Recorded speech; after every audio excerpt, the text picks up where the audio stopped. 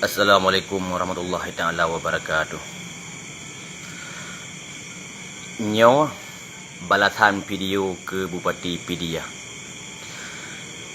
Sidro Bupati Pidia yang kai berbiak video yang bahawa rakyat Aceh ataupun rakyat Pidia hana payah ja ikut demo tulak people power Jakarta.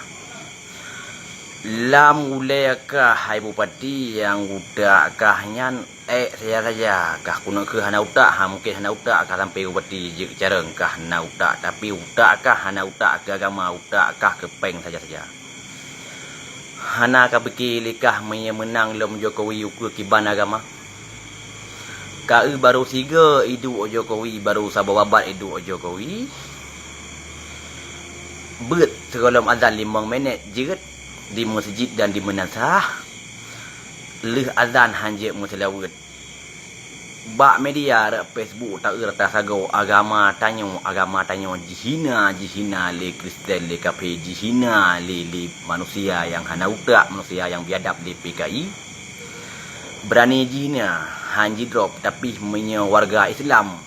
umat Islam jihina presiden jihina Jokowi hukuman mati dianggap hukuman teroris utak ka pakai ka apa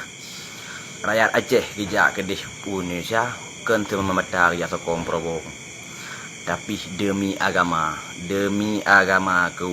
utak pakai beg larang selidak jikah sira Bupati hai limpap kah sira Bupati kah sira Bupati utak ka pakai kah sira Bupati selidak jikah hana kajak ka iembek kampung surau ke dan sebahagian lain ilmu yang komen ku yang kun ke gure kamu ke dungku muslim ketua FPI muslim Patahiri yang kun ke muslim dungku nama datik mentem boleh puasa pun bergerak buatnya je yang kun menanti yang perti hai dengan azan yang hanjit dengan azan yang si PKI yang kunyan hana pun tak menendam tanya sama-sama Islam walaupun jih Jawa tapi kau tiba ni bela kebenaran hai ida yang wajah Islam mana sangap baik kau pergi menang Jokowi tengah tamang Cina Indonesia Aceh hai tamang Cina apa Aceh sema cok Asia tengah Indonesia dalam hana sawak nak tham hana sawak larang presiden Jokowi sawak yang musuh memat belum lokap utak pakai hana payah perah cerita payang tadi utak pakai kah Bupati